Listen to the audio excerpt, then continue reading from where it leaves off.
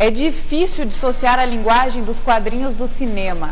É só lembrar que muitos filmes de ficção só começam a ser rodados depois que o storyboard está nas mãos do diretor. Em cada quadro, uma cena. Grandes diretores de cinema já deram essa lição. Federico Fellini criava os personagens de seu mundo imaginário com bico de pena de próprio punho. E o mestre italiano ia mais longe. Dizia que, na essência, o cinema é pintura. A prova está nos filmes de outro mestre, o japonês Akira Kurosawa, que também gostava de desenhar e pintar as paisagens que filmava. Quadrinhos são, na verdade, roteiros desenhados. E com os novos processos digitais já não há limites para a imaginação dos realizadores. Por isso mesmo, os super-heróis dos quadrinhos estão virando febre na telona. Um mercado em franca expansão que gera bilhões de dólares para as grandes companhias de cinema. Até os anti-heróis encontram espaço, como no caso de Hancock, que apesar dos superpoderes é um trapalhão politicamente incorreto. E por que não uma paródia da própria indústria de Hollywood, que já não sabe muito bem por onde ir, mas tem certeza que os quadrinhos são sinônimo de bilheteria. Desde Superman, passando pelo Homem-Aranha, até as experiências menos comerciais, como Sin City, o formato deu certo. Hoje, o Zoom convidou 2 especialistas em quadrinhos para falar sobre esse fenômeno cinematográfico que nasceu com o talento de grandes desenhistas.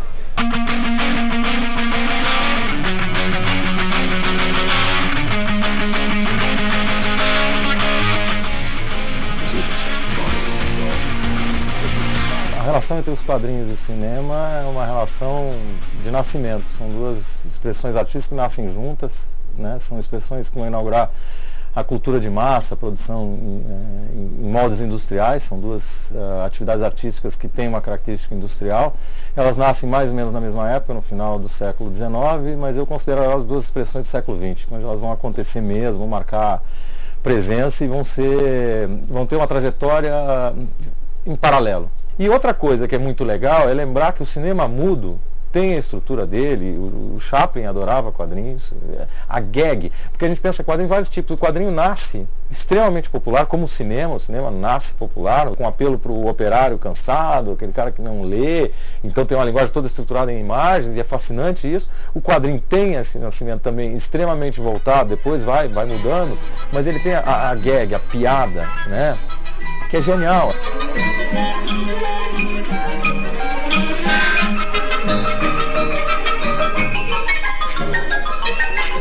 A piada visual nasce em situações extremamente cômicas. Isso tem uma ligação com o cinema mudo brutal. Os 2, e eu não sei até que ponto chega um momento, e isso que é legal também, quem alimenta quem.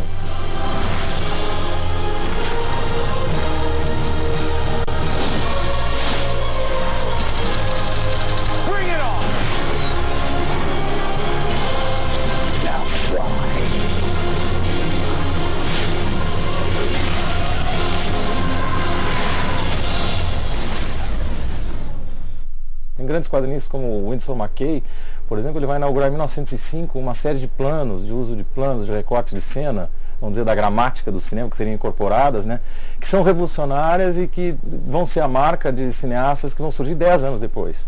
Né? Tanto Eisenstein, todos os outros que vão trabalhar, até o Orson Welles, todos geniais, mas o Winsor McCay, e muita gente que estuda cinema não sabe disso, vai fazer isso em 1905.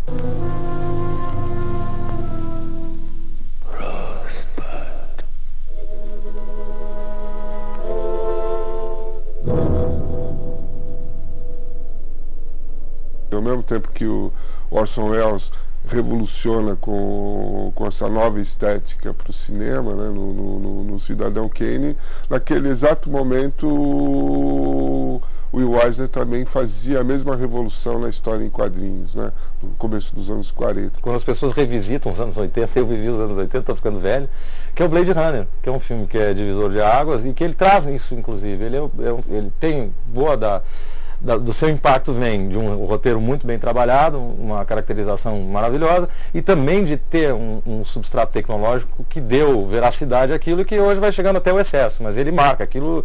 Quem olhou o Blade Runner pela primeira vez, está acontecendo, as naves voam e tal. E ele tem na matriz dele o Moebius.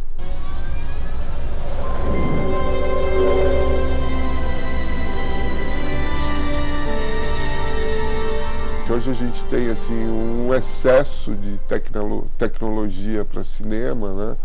Onde eles não sabem onde aplicar isso, e o quadrinhos de aventura, o quadrinho de super-heróis cai como uma luva, né?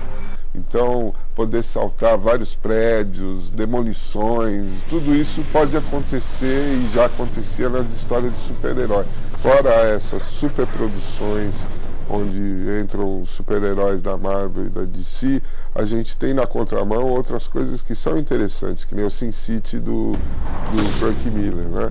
O Sin City é uma obra muito fiel à do quadrinhos, né? E dirigida em 3 mãos além do Frank Miller, o próprio Frank Miller, né? Tem o Rodrigues e o Tarantino, né?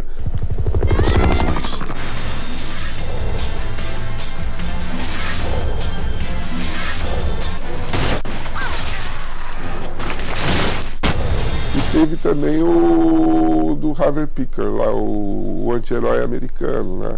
Também baseado em quadrinho underground, onde o próprio Crumb começou os primeiros desenhos dos roteiros do Harvey Picker, mostrando o cotidiano de um cara medíocre, né? Em vez de um cara cheio de poderes, cheio, como é o quadrinho americano, né? É um cara de vida simples, medíocre, né?